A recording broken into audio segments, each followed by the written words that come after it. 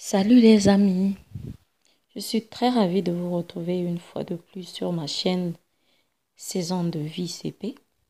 Aujourd'hui, je veux vous parler des furoncles et nous allons voir comment les traiter, prévenir leur apparition et surtout prévenir leur contagion. Le furoncle est une infection causée par une bactérie qui se développe autour d'un poil. Il se manifeste par un bouton rouge, dur et douloureux.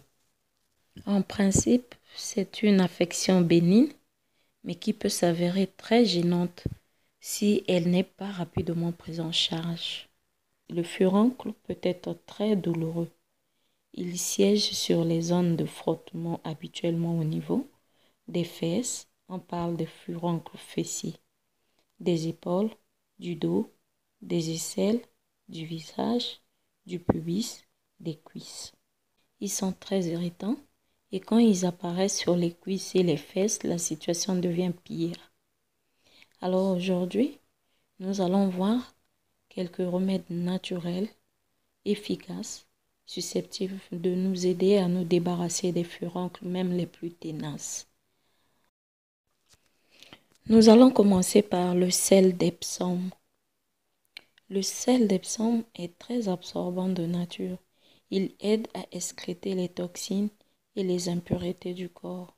Donc, vous pouvez utiliser ce sel juste pour nettoyer la surface visible du furoncle avant d'appliquer les autres traitements.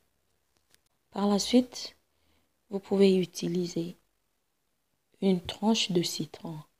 Alors, vous avez votre citron et vous prenez la moitié donc, du citron. Vous découpez une bonne tranche bien épaisse du citron. Vous prenez cette tranche épaisse, vous la posez sur le furoncle et vous la recouvrez soit d'une compresse ou encore d'une bande de velcro. Vous pouvez aussi utiliser l'oignon comme un remède pour traiter les furoncles. L'oignon étant connu pour sa propriété antiseptique, donc ici il s'agit de faire la même chose que pour le citron.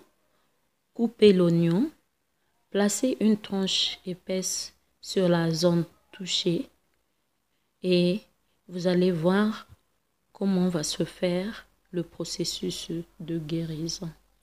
Donc, il ne s'agit pas de le faire une fois, mais il faut le faire plusieurs fois.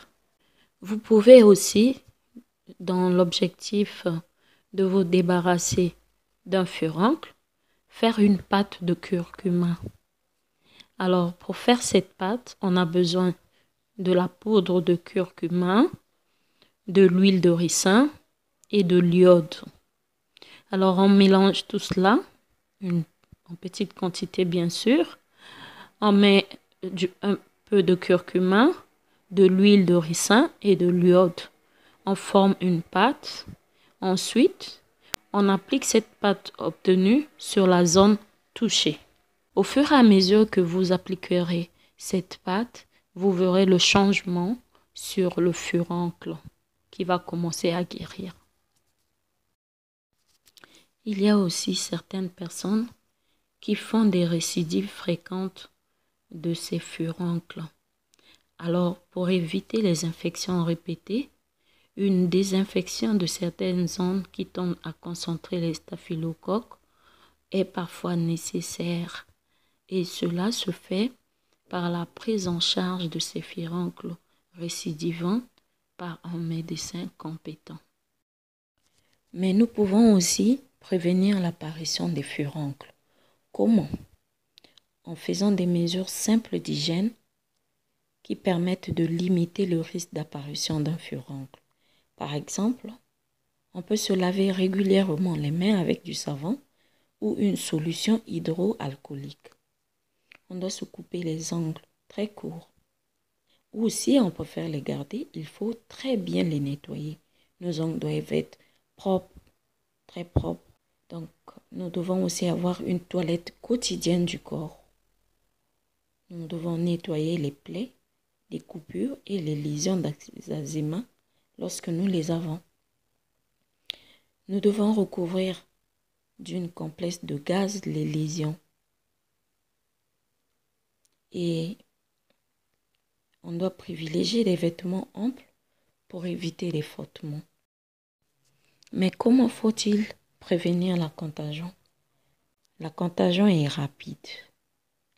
Si vous avez donc un furoncle, il faut éviter que l'infection s'étende à d'autres parties du corps ou que vous la transmettiez aux personnes de votre entourage. Alors, pour ce faire, certaines mesures d'hygiène doivent être adoptées dans ce sens.